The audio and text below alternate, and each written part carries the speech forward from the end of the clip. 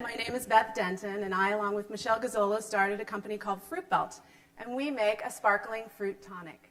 And there it is. We have two flavors, tart cherry, which is cherry and ginger, and crisp apple, which is apple with lime and caraway.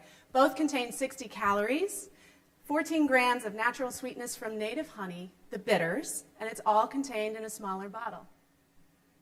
I'm sure you've noticed that most sparkling drinks are contained in a 12-ounce bottle, and we purposefully chose our 8.5-ounce bottle because it really represents a true single serving.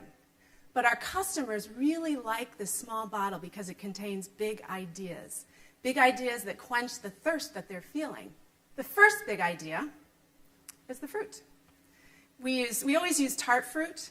It's cold pressed, and there's 25% of it in every bottle. That's a higher percentage than any other craft fruit soda. The second big idea is really the heart and soul of Fruit Belt. It's our own orchard bitters. Why not use bitters? People for centuries have used bitters to round out flavor and aroma, as well as stock their apothecary cabinets. I think we need bitters. We use heirloom apples along with flora from the orchard ecosystem. The third big idea is the native honey. We use just enough, and it's sourced right where the apples are picked. I'm a beekeeper, and I really like to highlight the hardworking and threatened bees, because nothing really happens in the orchard without them. The fourth big idea is that we didn't have to comb the globe in order to find these great ingredients. We have them in our own backyard.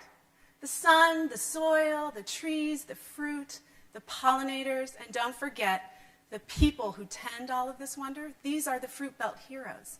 So what we've created is sort of a natural wonder. It's an orchard in a bottle.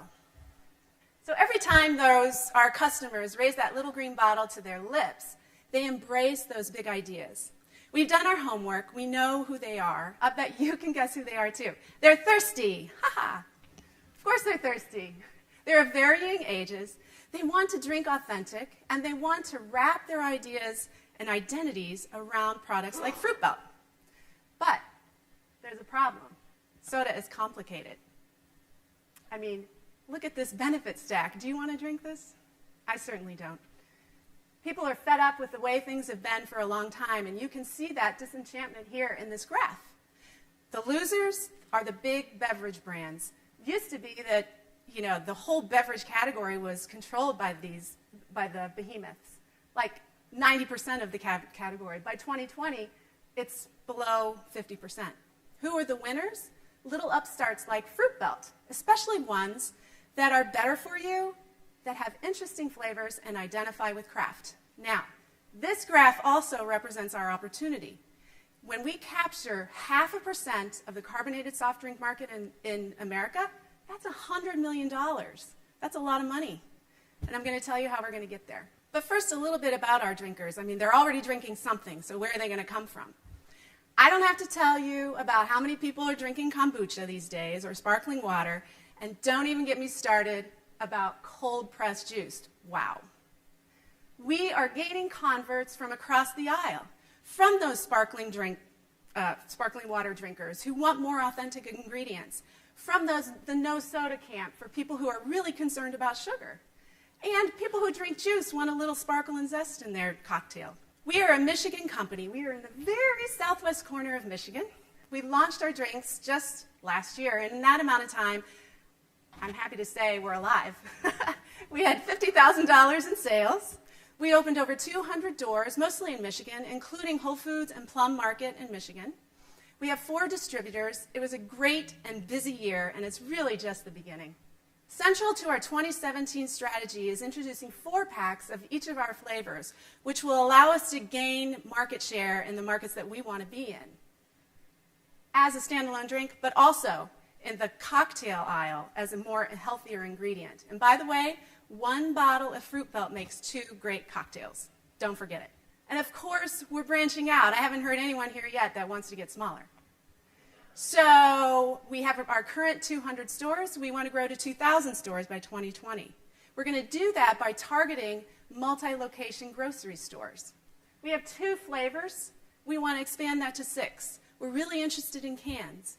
We're really interested in the ready-to-drink alcohol segment where we own our own trademark. There's a lot of white space there. a lot of opportunity. Think Fruit Belt Fancy or Fruit Belt Stiff. We predict that our revenue will be $620,000 this year. We're really laying the tracks for our future success. And we hope to grow to $50 million by 2020.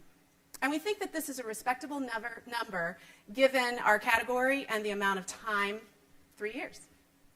But make no mistake, we want to be a firmly rooted regional brand with satellites in key markets.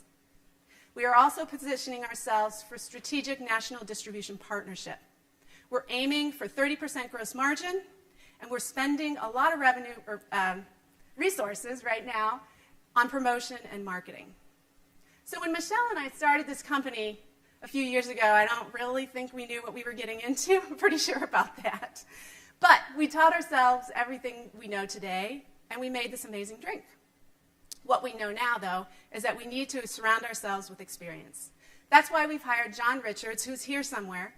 He has extensive experience with companies like Kraft and Pepsi, so he's going to expand our distribution in the Midwest manyfold this summer. We have a secret weapon in Sean O'Brien. He's our broker. We have Mark Toman and Steve Gaither. We have Stephanie Lind of Alohi. We have Emmanuel Basnight. We're really forming our team. So what I want to get across to you now, well, I've told you where we've been and where we're going. And what I want to tell you now is that we didn't make this drink for ourselves. We made it for you. Now is really an important time in the history of sparkling drinks. Now is the time to disrupt this category and capture market share. It's really the time to make history. We're the only drink that uses bitters, a fruit-based drink that uses bitters in its bottle. We're the only drink that highlights, the first drink that really highlights the orchard in this way. We're the first and only orchard in a bottle. So, I invite you, let's make some history together. Please talk to us afterwards. I've had so much fun up here with you today. Thank you.